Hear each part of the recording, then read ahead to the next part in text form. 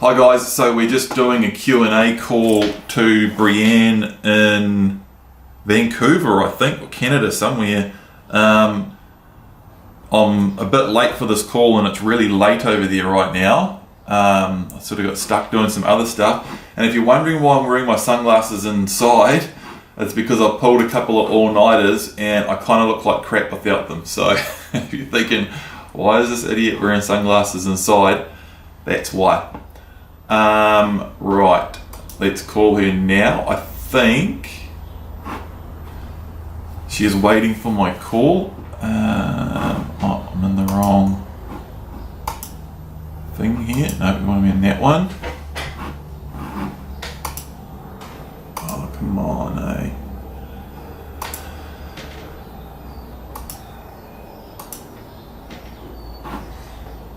We're in.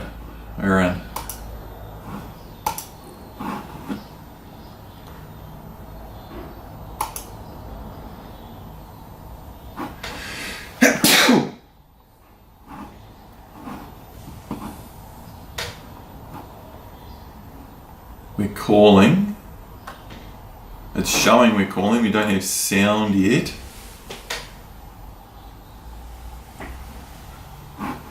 Hello. Hi, Paul. Can you hear us? Yeah, I can. Awesome. We're Good. Up a little bit because you're a little bit quiet. Okay. Can you hear me all right? Yeah, no, we can hear you. Awesome. So we're not live, but we are recording on a camera. Okay. Well, we're recording me talking and we're getting your audio. Okay, awesome. So how's it going? You guys are in Canada, is that right? Yeah, we're in Ontario, Canada. It's quite late here right now. It's almost midnight, I guess we're moving on to. But yeah, glad to be doing it today. Yeah, sorry I'm late. We've been scrambling and getting this audio set up and stuff. Oh, no worries at all. No problem. So you're in your training. So this is pretty awesome. So you're in Ontario, Canada, training a dog on the Dare Dog blueprint from New Zealand. Yeah. Exactly. Yeah, and it's pretty wild here because there isn't any real hunting done this way in Canada. It's typically hounding deer or for bird dogs. That's the only way you really use a dog here. You just don't typically have dogs used to point and indicate a deer. And that was something I've always kind of wanted to do with a dog. I always thought that would be just an awesome way to hunt. Growing up as a kid, that's kind of what I pictured hunting with a dog would be like. But when I found your system, I was blown away that you guys are doing it that way and have been for a little while, and then certainly something I wanted to see if I could do. Yeah, that's awesome. I know that like the way we hunt, they do it in Australia we do it a lot in New Zealand, and I by no means invented it. People have been doing it here for a long time, and it's quite big in Australia too.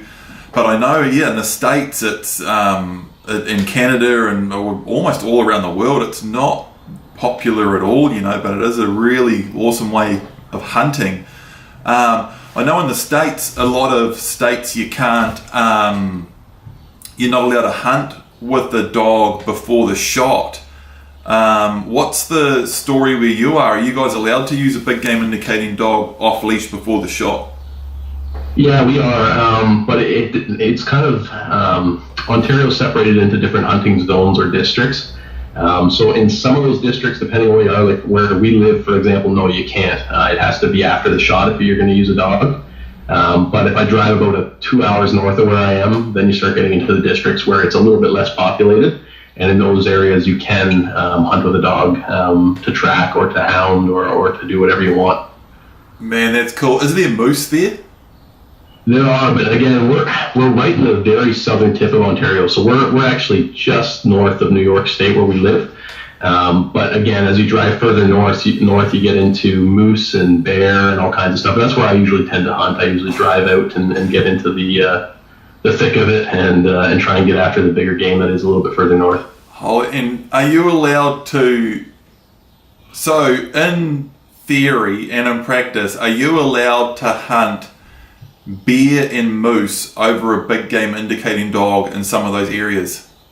Yes, absolutely. And actually, Ontario has a licensing system set up for dogs. So you basically just pay a fee, and you can add that to your tag, basically, that allows you to hunt with a dog for any of the big game. I've got like the biggest, stupidest grin on my face right now. Like, well, I mentioned it to you before, but again, you're always welcome if you can ever find the time to get out this way. I'd love to take you. I'm sure on a bear hunt or a moose hunt or something like that would be right up your alley. Man, like I used to moose. I've always spent shooting a moose would be, I'm almost like getting lightheaded right now. Hunting and shooting a moose over a big game indicating dog would just be incredible. I haven't always understood like all of the ethics and everything behind hunting bear, but as I've learned more about it, and watching people like Stephen Ranella on Meat Eater and learning more about it, and that the truth about hunting bears, I used to think, man, why would you want to hunt a bear? But now I know, like, there's areas over there, it's actually really important that they're controlled by hunting and stuff like that. And I don't know, it's just the whole thing's just really I just can't even imagine. It'd be so incredible to come over and hunt those animals over a big game indicating dog. It'd just be well, and actually just recently Ontario, actually, I guess it was about 10 years ago, canceled the spring bear hunt, so you could not hunt bear in the spring. You could only hunt them in the fall alongside when you're hunting deer. And they canceled that basically based on pressure from activist groups and things like that. But what they found is that literally within the last year or two or three, bears were starting to get into cities. They were killing off deer populations. It was a big mess. There were so many bear. And so they reopened that spring hunt again on a trial basis for the last few years. And so basically, I mean, they've always been the fall hunt, but now we have 2 hunts a year for bear. It's necessary to control a population to the level that they need it to be. Otherwise, they get into all kinds of nonsense. Yeah. But that's what I've heard, and I didn't realize, because there's so many, the US and Canada is so big, and I know situations are different in different areas, but I had heard that, in some areas being like they had exactly what you just said. So, man. Yeah, just like I said, the idea of hunting moose and bear, that's would be a bucket list for me. Like, it'd just be... Yeah, absolutely, I can imagine. If you don't have them there, that's a cool species to go after, especially over a dog. Yeah. So, anyway, do you guys have some questions? We do. I guess we'll start with, we kind of had to, and I mean, we didn't want to, but we got our dog in December of last year. And that, it kind of just happened when the litter was, and we were looking at a dog at that point anyway. And we ended up finding a puppy that just kind of perfectly fit what you pointed out in that first episode of the Blueprint, where the dog is kind of staying back while the rest run at you and just checking things out, and then comes in. And he was that to a T. He was perfect. So we picked him up in December, but in Canada in December, and we're going into negative 20 degrees Celsius weather. So we weren't able to do a kenneling situation because it's just too cold to keep the dog outside, especially we have a short-hair pointer, German short-hair pointer. So he can't keep warm in that kind of weather outside. So what we kind of had to do was a makeshift setup where we were trying to follow the principles of keeping them kind of separated and contained and in an area where he could kind of feel comfortable, but not just able to do whatever he pleased. But so he's either in a kennel or in a crate rather in our house, or tied up. We have him in the kitchen is kind of how we've treated that from kind of day one. And we're still working with that. We still have him tied up often in the kitchen just to kind of give him a space, but not free roam in the house. But I guess I'm wondering, what's your take on that? Do you think we really need to get a kennel involved, or do you think that's acceptable? No, my take on that is that's like you've basically done it perfectly, and I totally get that. I mean, what did you say? It's like minus 20. I was just trying to wrap my head around the temperatures because in this Fahrenheit and Celsius, but long story short, it's frickin' cold and the pup just can't sleep outside, right? Exactly. Yeah. No, totally get that, and that's totally fine. And in the Palmico Dog Guide, we're actually going into creating a pup inside, and then now we're trying to tackle the issue of how people that are following the blueprint, if they want to do that, they can do that. And actually hearing from you guys ages ago on this issue, I was like, man, we've got to, we can't just click our fingers and it's all done. Like it takes years and months and years to.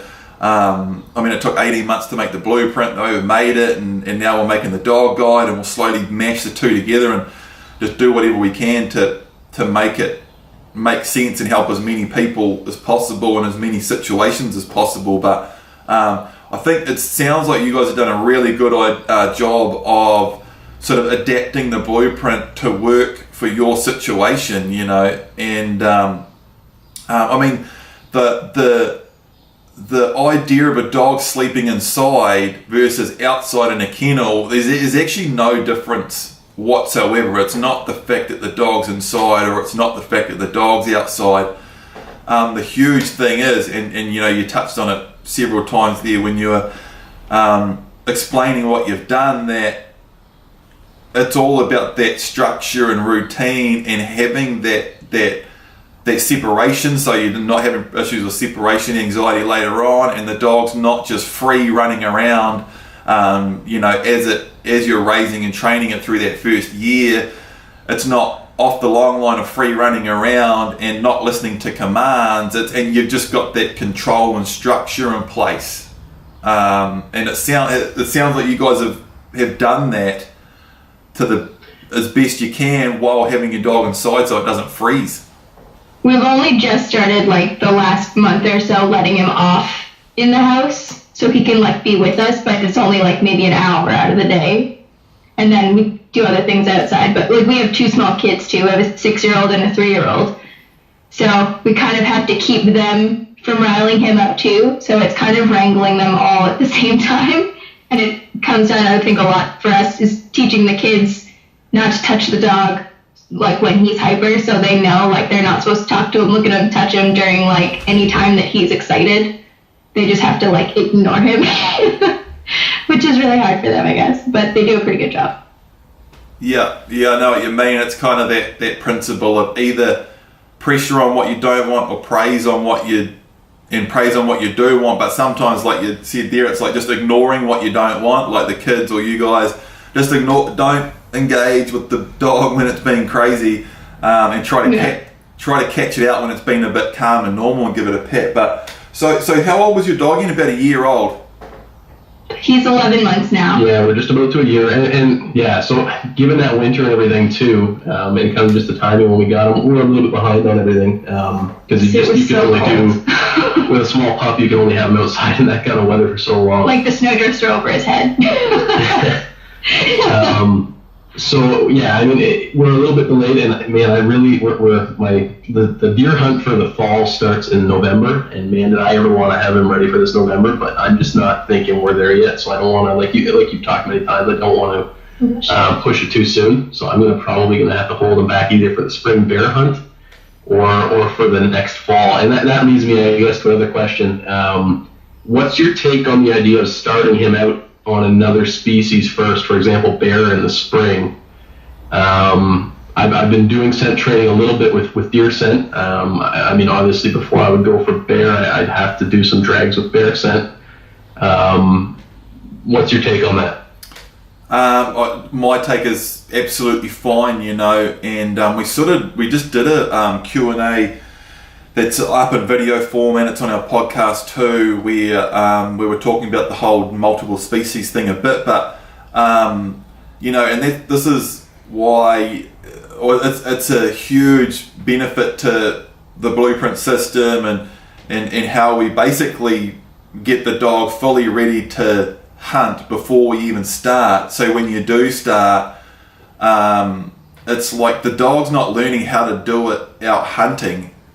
It already knows how to do everything. So, for example, if you go out hunting bear and you don't even do skin work, you've got all your range and commands set up, so the dog's just doing everything you need it to do anyway. And if it smells a bear, it's going to notice, and you're going to be able to read it. You know what I mean? And but by all means, if you do some skin work, that's only going to help. But what I'm saying is, if you've done your training properly, which I'm sure you have, and you're patient and you get your dog fully ready for it, and I think you're definitely on the right, going in the right direction, thinking, well, if I'm not sure it's ready for this coming deer season, like in November, you're willing to hold back, and then so you're lining up on the bear season and thinking, well, if I feel like he's fully ready, then I want to start him on the bear. I think you'll just be good as gold, and that will be very, very interesting actually, because how the dog responds to bears. I find dogs are very, very good at knowing whether something eats meat or if it's just a herbivore, and because bears are omnivore, right? Right. Yeah. And pigs are the same, and it's amazing. And there's science on this and things that dogs just know, because dogs with pigs, pigs are an omnivore, and a young dog on its first pig sign in the bush, even if it's never seen a pig, I've never used pig skin, I've shot deer over, it's indicating deer, and it's doing all that stuff.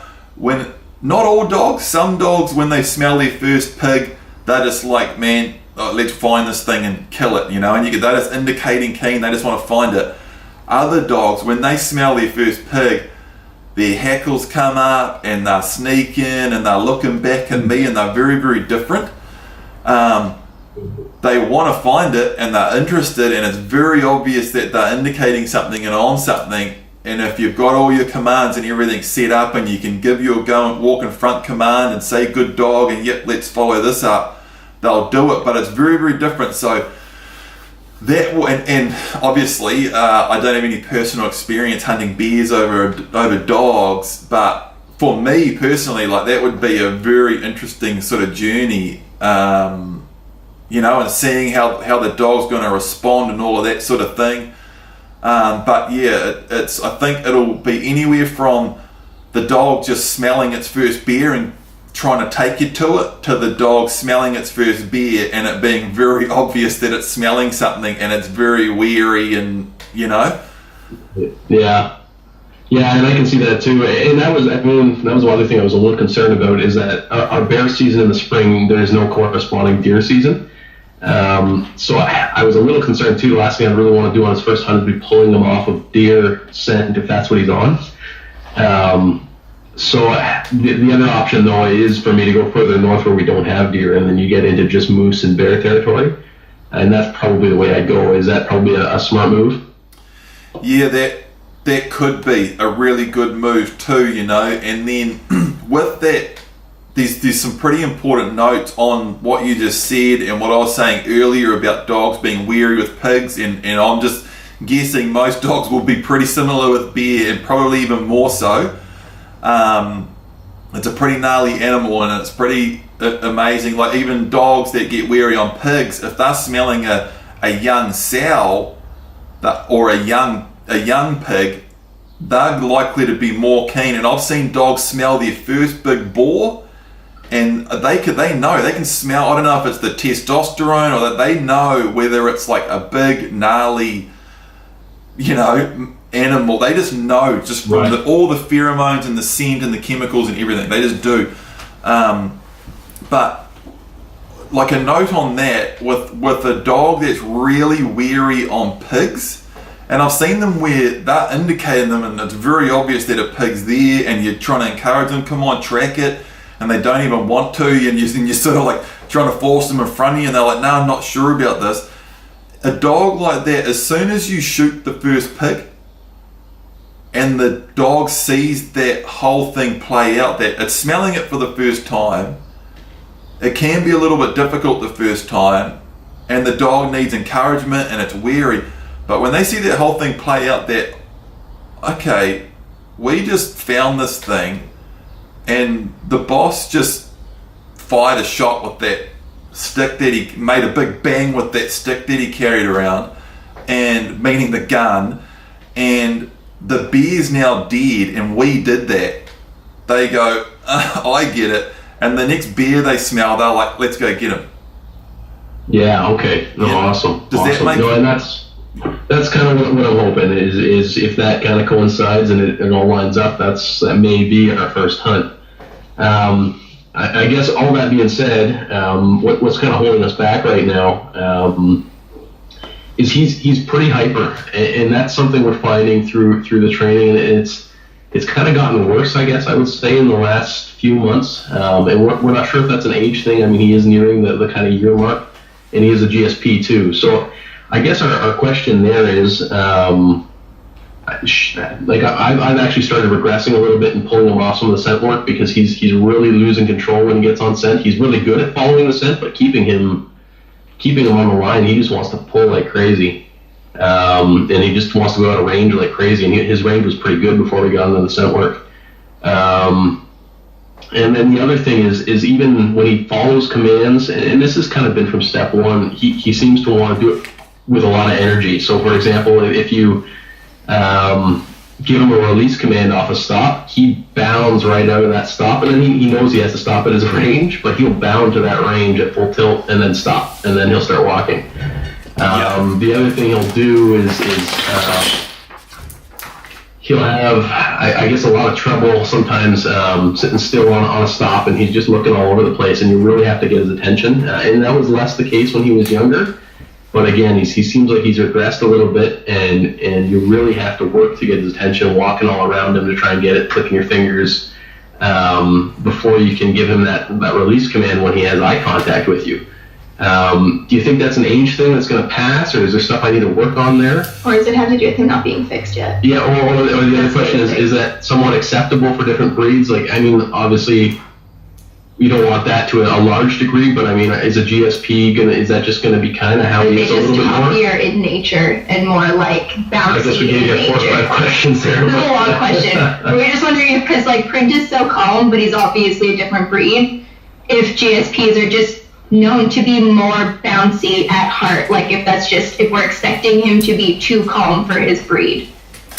Yeah, okay. Now there is a lot there, but you know, you need to break that down. No.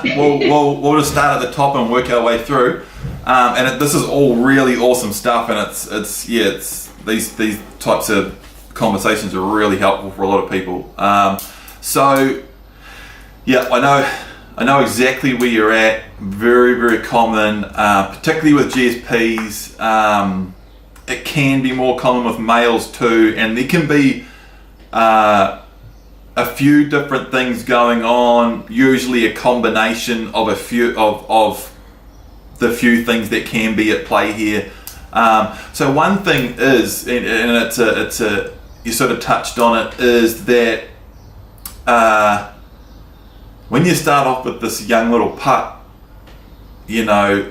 It can be quite easy, and they're young, you know, and they're a bit goofy, and they're just cruisy. They're like a little baby, you know, and some people get themselves into real trouble. They start hunting real young, and they're like, oh, this is easy, and the pup's quite easy to handle, and it happens in training too. Start off quite easy, and everything's going well, but as the dog sort of reaches adolescence, and that can happen at different times for different dogs, they start to get this real intensity and higher level of energy, and they're turning into a fully abled body GSP male and has a lot of intensity and energy, you know, and that can reach an all new level. I say it's often around 8 or 9 months, and then through to, it can really be a phase from 8 or 9 months right through to about 2 or 3.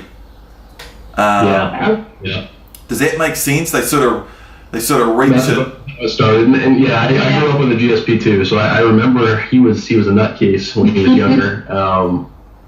And I mean, I like that. I love the GSP breed, but yeah, at the same time, I mean, I want to get this controlled hunting that you have nailed down. So that is one thing to keep in mind. You know, if you're like, things are getting really intense now, that can definitely be a thing at play. So it's not like, oh, what are we doing wrong now? that is a real thing, you know, and that's one of the elements that can be at play here.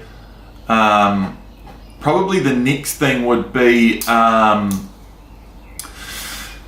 then it depends on, there's about 2 or 3 other things here. Okay, one is how much exercise is he getting, you know, and that can be a thing too, you know. Obviously the blueprint is we do a lot of kenneling, we do keep things really restricted, and that can, when you do too much of that with the wrong dog and everything's too controlled and they're not getting enough time to run around and relax, you can get this like build up of energy and frustration, and then that can, so all the control and structure can almost begin to become counterproductive. Does that make sense? Yeah. Absolutely, and that's something we've really wondered with it. Yeah, and that's kind of, I guess, it leads us into the other. That's kind of I don't where want to take you way off track, but yeah, that's go ahead. Well, that was kind of what I commented on your video about the other day. Like, we live on a farm. So around us we have all these cornfields, and then in the middle of the cornfield there's like an empty patch.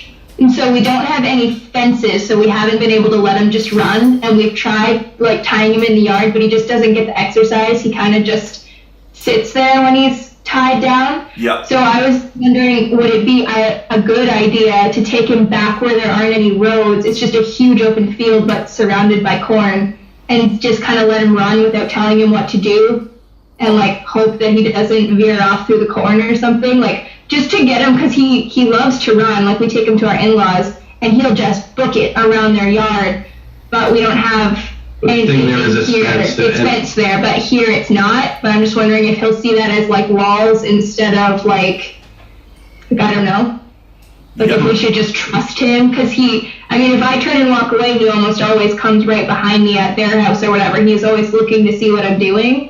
But if I'm not telling him what to do, he's not doing anything wrong. So like, that's my kind of question. I just don't want him to run off. Well, and just to tie into that, we did have a couple times this past summer where I was walking him up north at her family's cottage, and it was just on the long line walking him, and he just kind of managed to move quick enough that my foot missed the rope, and it went, and he kind of stopped, and stopped in front of me, looked at me, kind of realized he'd gotten further than he was supposed to, and I called him to come back, and he looked at me and looked the other way and then ran, and he got way out into the bush, and it was about 15-20 minutes before he ended up coming back in. And that was, I mean, like you say, first exposure. I was pretty concerned about that, given that he just as a young dog, gotten this idea that if he got far enough, he could run. Since then, I've really tried to work on making sure that that doesn't happen again, and even kind of maybe giving him the impression that maybe he's gotten away, and then grabbing him in the long line so he realizes, oh crap, it didn't work.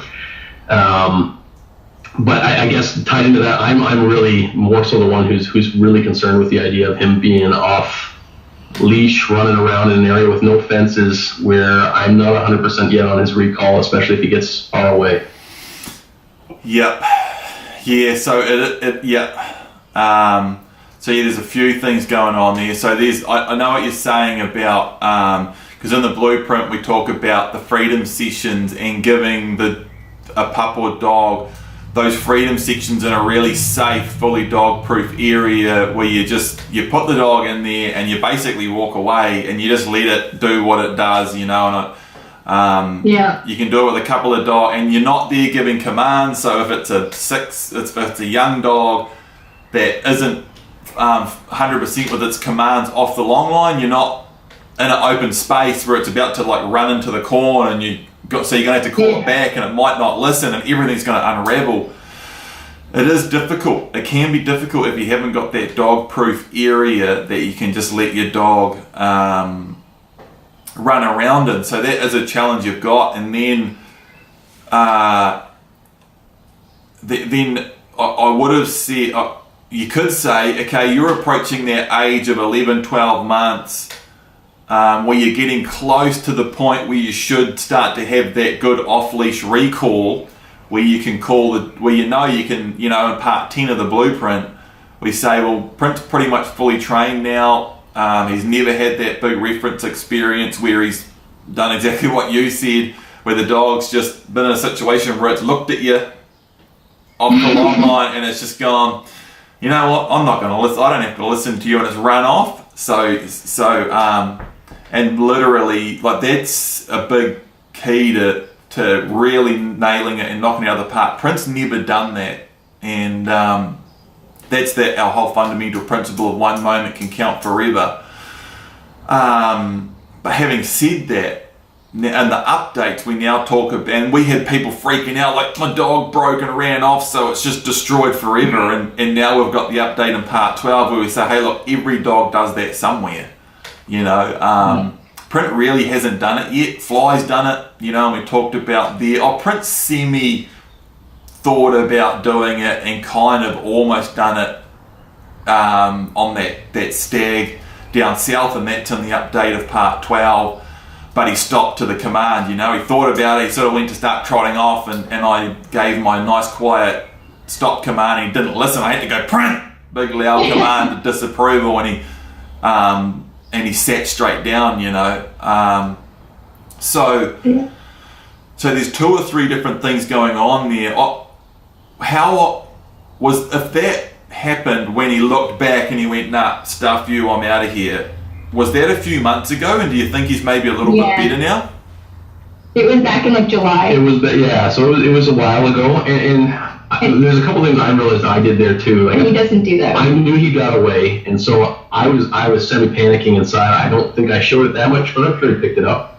And he knew what was he knew it. And since then, there's been a couple occasions where something like that could have happened, and I just stayed as dead calm as I could. Yeah.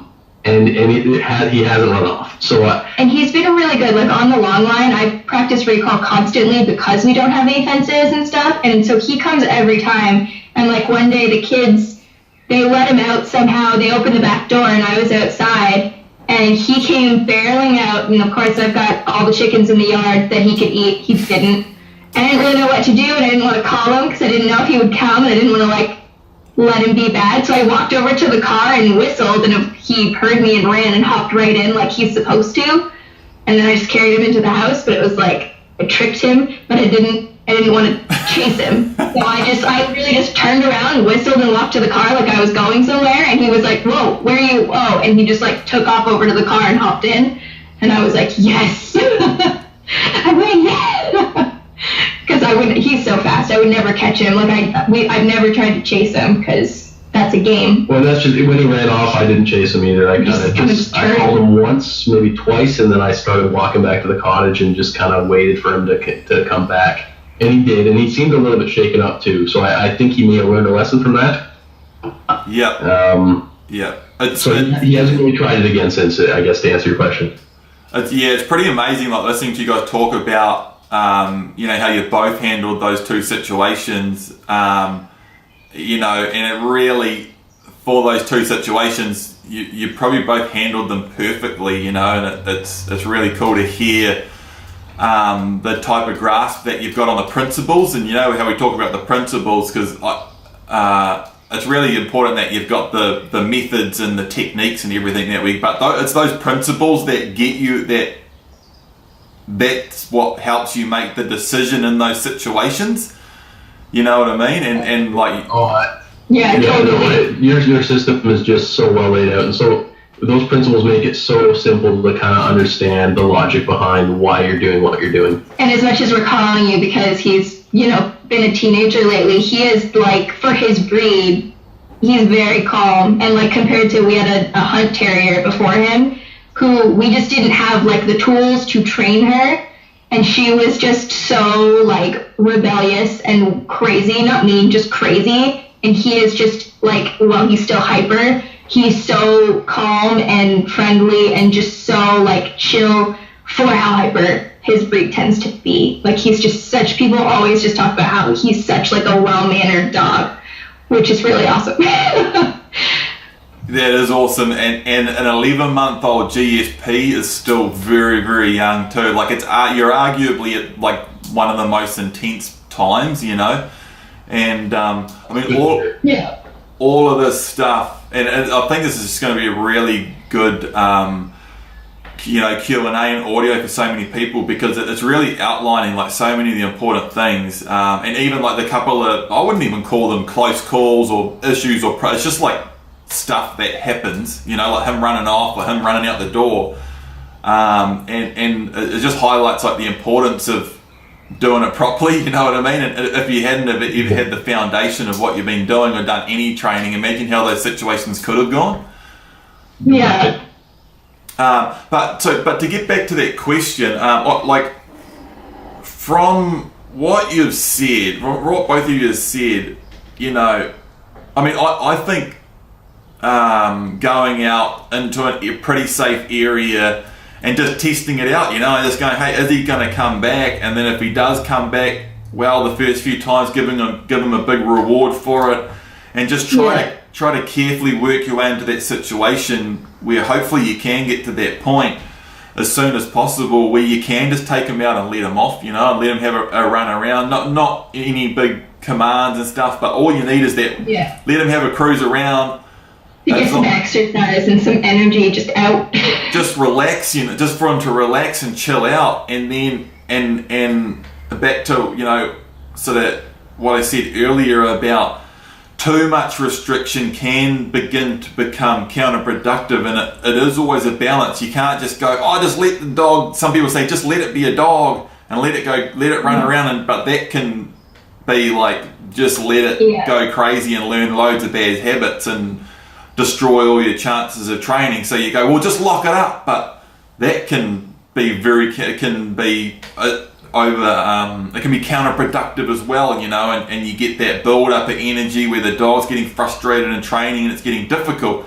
It's all about the balance, and yeah, we got a lot of slack from like the whole long line thing. I know I've had family members, why is he always on that thing? Why isn't he? And I'm like, he's so good. Like, he's so good. And so we were really strict about the long line up until now, but now that he's bigger, we know he has more energy. But a lot of people think it's weird to have him on this thing all the time, like it's somehow like taking away his doggy freedom. But he's so much better behaved than so many dogs we've met lately that I'm just like so excited that we found this. And it really resonated with me when you say, it's a little bit of restriction now, just like a child. For freedom later.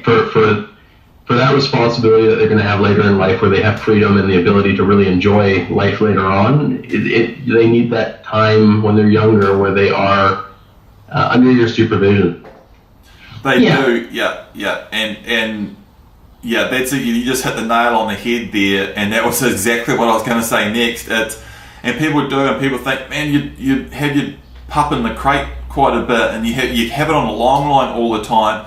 And it 100% really is about, because I've seen it over and over and over, where people will come to me with an older dog at about the age you're at now, where they haven't done the training and they haven't like just got away with a couple of things that have happened, and they say and they can't let their dog off leash anywhere. And you guys, to me, it sounds like you're just approaching the point, with an 11-month-old dog that's probably going to live for like 12 or 15 years, where now you can start taking him out into that field, let him off, he can run around and have fun, and then you can call him back. Whereas a lot of people are, and now you're going to be able to do that for the rest of his life. He's going to have that off-leash freedom. Whereas I've met and worked with a lot of people that at 11 months old, their pups or dogs had 11 months of freedom, and now they're at the stage where they're looking at the next 12 or 15 years of the rest of the dog's life where they might not be able to let it off the long line. So, what I mean? It's exactly what you just said. Yeah. I guess the other question I have too, and this relates to that in a way, with our previous dog, we did have an electric fence set up around our house, where we had flags out and the whole electric fence set up where the dog had a collar, and as it got near the fence it would beep, and then if it ran past too far it would give it a little jolt. What I know you're not big on electric collar training. What about for containment? She was really nervous. Oh yeah, I've never. So you're talking about those things you can put them on a collar and it sets up a perimeter. and it gives them a shock if they go outside that. Right. I've heard it's something I've never used. I've heard really good things about them. I know I've spoken to people that have used them and they've really liked them. But yeah, I've never used them. Yeah, and I just don't like commenting on things I've never used, you know. No, that's fair. That's fair. Yeah, I wouldn't say, hey, I definitely would never use one. You know, personally, I wouldn't use one, but I wouldn't tell you guys that you can't use one, you know. I think we're more worried about breaking him because he's got such a good foundation, but our old dog needed it because she was just she would go forever probably, but I just don't know if because he has like his range, if he would just learn to stay kind of in the property range without it. Well, and again, without fences, I'm not inclined to have him out there without supervision, just with roads and everything else. But as long as we're out there with him, I'm hoping that, we can get away without that. I just don't want to make him like nervous if people have noticed that happens, but Freya was also a way different dog. Like when we got her, she hadn't been indoors. She was 6 months old and had never been in a house. And she had just lived like feral in a backyard until we got her. So she was just like a whole mixed bag of messed up compared to this puppy that we got at 7 weeks and molded into this like little companion. Yeah. And I remember reading your question actually now and thinking about, that whole thing of leaving a dog unsupervised, not tied up or not in a kennel in a area that isn't dog proof. I didn't watch. I just kind of meant like if I was there, is it okay for him to run if I'm not actually telling him what to do until it's like time to go home? Yeah, 100%. And I think that's the key is that it's exactly like Print and Fly now. Like I'll take Print and Fly anywhere, and we started doing that with Print in part 10 of the blueprint. You know, we did the whole transfer off the long line in part 9 and then a bit more work on that in part 10, and then everything was, as soon as I had everything set up, then it was, I just take Print out into any area and let him off the long line and he just runs around, you know. And I had the recall and everything set up,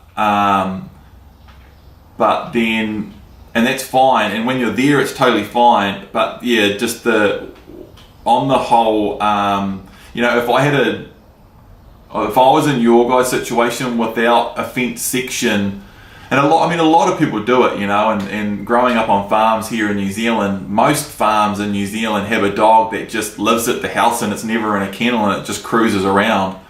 And a lot of people do that, and it's fine, almost probably something like 99 times out of 100, but I've had some really terrible experiences with that, and I know a lot of people that have, and right down to experiences like, remember a good friend of mine had a dog, it was a Labrador Collie Cross, and he used to hunt full time, and this dog just lived with him full time.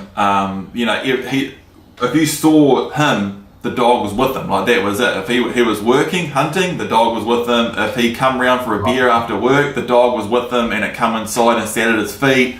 If he was in his car, they were just joined at the hip. And it was never in the kennel, and then he changed jobs and he got another job and he was going out to work every day, and the dog was staying at home, and I said, you don't tie your dog up? He said, no, she's sweet, she just just stays at the house and sleeps on the deck. And it's like, I remember thinking, man, I'm not 100% sure about that. And super tragically, he gets home from work one day and his dog's, someone had dragged it off the road up the driveway, but here's his dog dead in the driveway, hit by a car.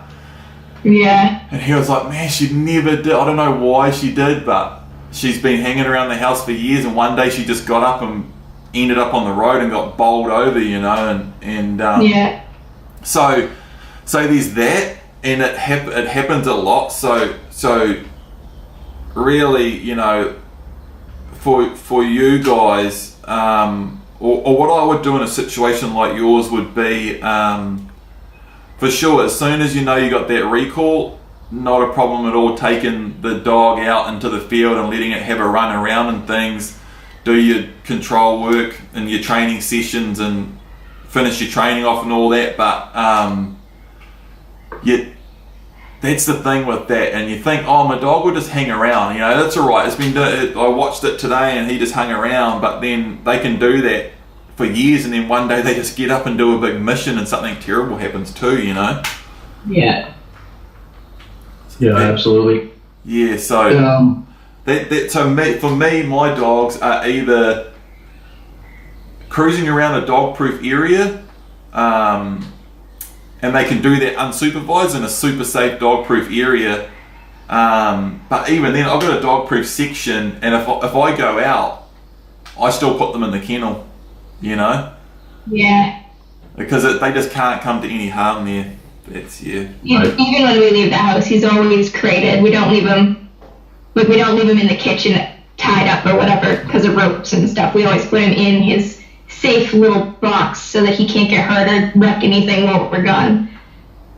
Yeah. I guess the other question I have then is if we do start moving towards having him offline for some exercise sessions and things like that, just to get some energy out.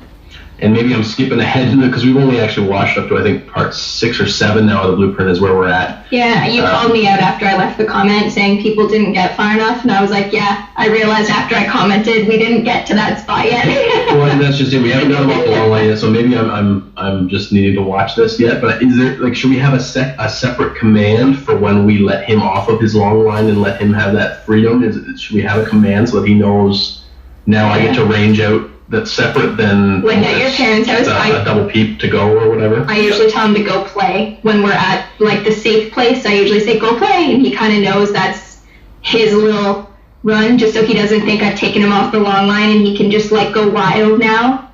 Yeah, definitely. Right? Yeah. You guys are already ahead of the game and doing the right stuff already. But definitely a separate command for a freedom command, and I don't know if this is in the blueprint.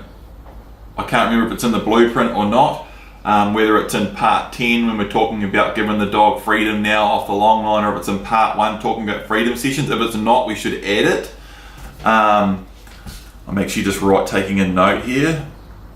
But definitely, if you want to give those freedom sessions, a command, and I have a command for print and fly, and it's way you go. So it's the double peep to walk in front, and you know it's get in behind at heel, and if my dogs are at heel, then it's and I give the double peep, that means you can go in front, but you're still in front within range. And then if they're cruising along in front, I say way you go, and they just boost. That's their go and run and play, you know. So and it's really, really good to have that because it creates that separation. It's not just exactly what you said. You don't want that long line coming off, the act of the long line coming off to be the command to do what you want, because that can really affect that off-leash control, and having that third or fourth command, that separate command for it, way you go. It basically means you don't go and run around like an idiot until I tell you to, you know? Yeah, that's kind of what we were trying to do with it. Just so it wasn't like, oh, you're free now and you can just be wild because we've done all this work. It's like you still have to be in work mode until we tell you can go. Yeah, that's bang on. That's bang on. Yeah. And yeah, I would definitely, we said, I can't remember if we actually say this specifically early on in the blueprint, but it is awesome if you can watch ahead.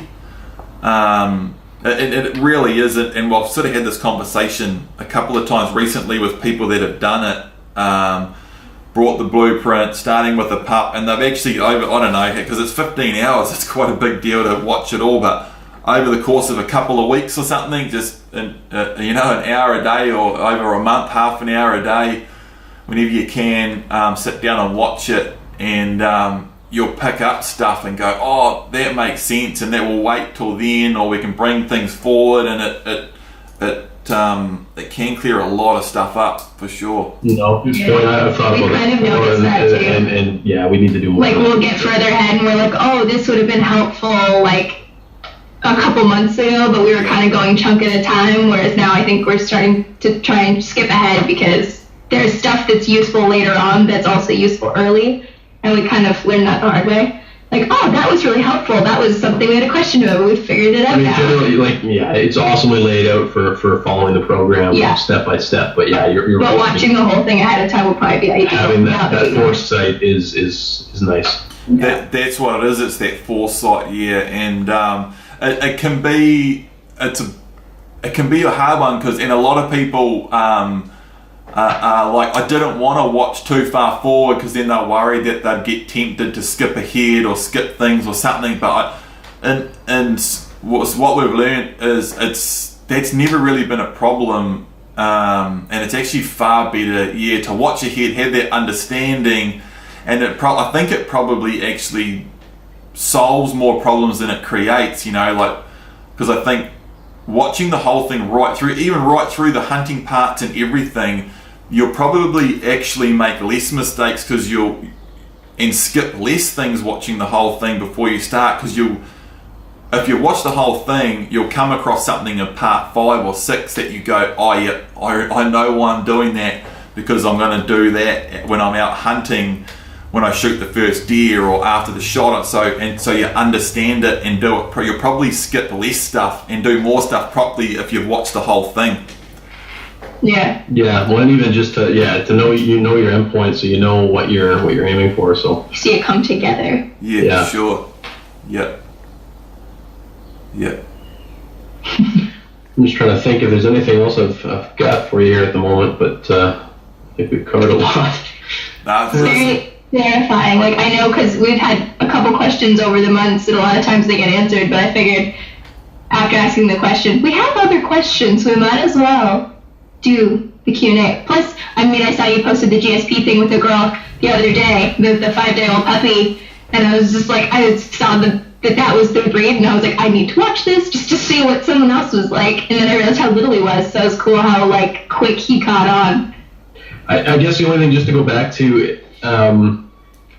how much is acceptable in terms of him reacting fairly quick, and again, obviously in a hunting situation, this has to be tempered, otherwise you're going to spook game and have issues that way. But how much is it acceptable, for example, for him to be kind of bounding out to range on the release? Do I really need to clamp down on that and stop him, or do I kind of just let that work out of the system, hopefully with age? So that's a good thing to come back to.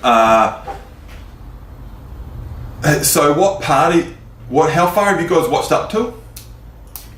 Part 6, I think, is what we're really working on right now. We watched up to part 7. Okay, definitely the real meat of the training and all the refining and calming down and slowing down and all of that is really 7, 8, 9. It is those 3 parts, 6, 7, 8, and 9. And it's really, off the top of my head, I think it's like 7 and 8. There's a lot of huge stuff with non-communicative training, the automatic stop, non-communicative turns, and all of that. I think if you haven't seen that stuff there'll be that's really what it is. It's the non-communicative training, and all that really brushing up and finishing off is in 7 and 8 are really big, and we tackle that exact thing of calming your dog down, slowing it down. We go over a thing I call state transfer. There's just almost most of those 2 episodes is on exactly that. Yeah, I think that'll be huge, and then there's even a lot of stuff in part 11. And I think maybe 12 on slowing how I just slow that exact topic of, he's responding really well to the commands, but it's all quite quick and clumsy, You give you a stop, they sort of skid to a halt, you say go, they take off again, and they get to the end of their range and slam on the brakes and shoot back a bit and all that stuff. That's exactly him, yeah. and really, 4, 5, 6 is getting the dog responding to everything. 7, 8, 9 is smoothing it all out and slowing it all down. Okay. So and going back to what Breanne was saying about listening to the Q&A and how useful it was, and that Q&A that we did with Jamie, and this Q&A will be exactly the same, just how useful they are for people. And we've had stuff like private messages like from Jamie's Q&A, and someone was even messaging her and saying, oh my God, I just listened to that and my dog was doing some of the same things and I was freaking out, and I listened to the Q&A and I feel so much better now, and all this sort of stuff. So it's just so good, so if you guys do go away and try some of this, like, by all means, let's do another one in 2 months time or something, Totally. Awesome. Because it obviously helps you guys out, it helps other people out, it helps me out because it's awesome content. So don't feel like I'm doing you a favor by doing it, because it's all just a big win-win-win, Well, awesome, man. Yeah. No, that's very appreciated. I know you say you're not doing us a big favor, but you are. You are. This thing has been just so awesome. Just seeing like night and day from like same people owning the dog, one dog versus another, similar temperament or whatever, or personality type, but like the calmness of this new one is just so crazy, so crazy how well this whole system works if you just stick to it and listen to it. We've been pretty strict with it, but he's so I'll walk into the kitchen and he immediately will lay down 9 times out of 10 because he knows I won't touch him unless he's flat on the floor and super chill. And so that's just so cool to see it happen. That's awesome to hear, and yeah, it is really awesome to get feedback like that, and we get that quite a bit. People, and other people commenting on their dog, and I can't believe what your dog's like. It's just really awesome. It's all really good stuff. Yeah. Absolutely. Very appreciated. Is there anything else? Any other questions? I can't That's think all I of had anything written down. else. I'm sure there's going to be stuff that pops into my head afterwards, but I took down one note that it might even just be for people that are listening that we sort of skipped past one thing, and I just jotted it down that I wanted to just real super quick recap at the end. Sure. When we're talking about the bears and deer, and you said, what if I take my dog hunting bears in bear season and there's deer there and I'm pulling my dog off deer, but I shoot a bear and I'm gonna basically avert my dog away from deer, shoot a bear, so now I've got a deer dog that's really keen on bears but maybe not deer. right. Yeah. And then we ended up talking about some other awesome stuff and sort of skipped past it. Real quick recap on that, just in case someone else heard that and they were really waiting for the answer, and then we went on to this other stuff. That can happen, and that exact thing happened with pigs. And early on, I was shooting a lot of goats and deer over here, but no pigs. And we actually did a couple of jobs where there was tons of pigs. It was contract work. Tons of pigs, and we're actually contracted. You guys are not allowed to shoot pigs. Don't shoot pigs. You're not allowed.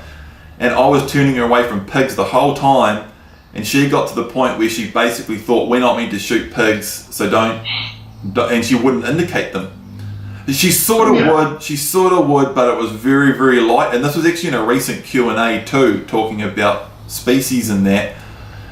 And then that was for a long time, and I actually shot hundreds of animals over possibly hundreds of days hunting, basically hunting full time. And then I got some pig work, and we went out and I basically found the pig myself. She sort of half indicated it, and I saw her look that way and then turn away, and then I sort of took her in that direction. Long story short, she wasn't indicating pigs. I basically took her out, shot a couple of pigs over her, gave her a pat, and she went, "Oh, we're shooting these now." And now she just indicates them like mad, like like mad, like crazy. So that's good to hear, because that was definitely a fear for sure. So if that does happen and you're like, man, I can't drive 2 more hours to get to a place where there's just bears, and you do end up, or if anyone else ends up wanting to shoot bears or any other animal before they've shot deer, your dog may think, oh, we're not meant to shoot deer, but there's a real easy fix. Is just later on, go out and shoot some deer over it, give it a pat, and You'll just figure it out. it'll be on. Yep. Yeah, so that was, I just wanted to tack that on the end there, but other than that, this has been an awesome Q&A.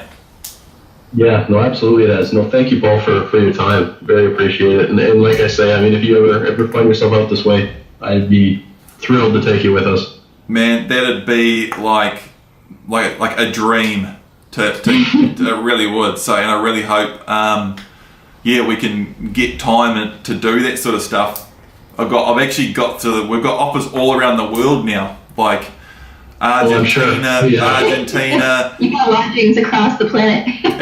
Literally Africa, Australia, the States, California. Can't hopefully one day, I don't know when, I can sort of travel around the world doing it. It'd be awesome. Oh yeah, no, absolutely. No, you're a busy guy, absolutely. But yeah, no, if you ever find the time. Awesome, guys. Thank you so much. Thanks, Paul. Okay, we'll see you later. Talk soon. Talk soon. Bye for now.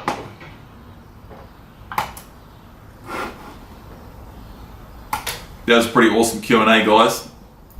Some pretty interesting stuff there. Big game indicating dogs hunting bear and moose. Yeah, it's pretty crazy. Cheers, guys. Thanks for listening and thanks for watching. We'll do another one soon.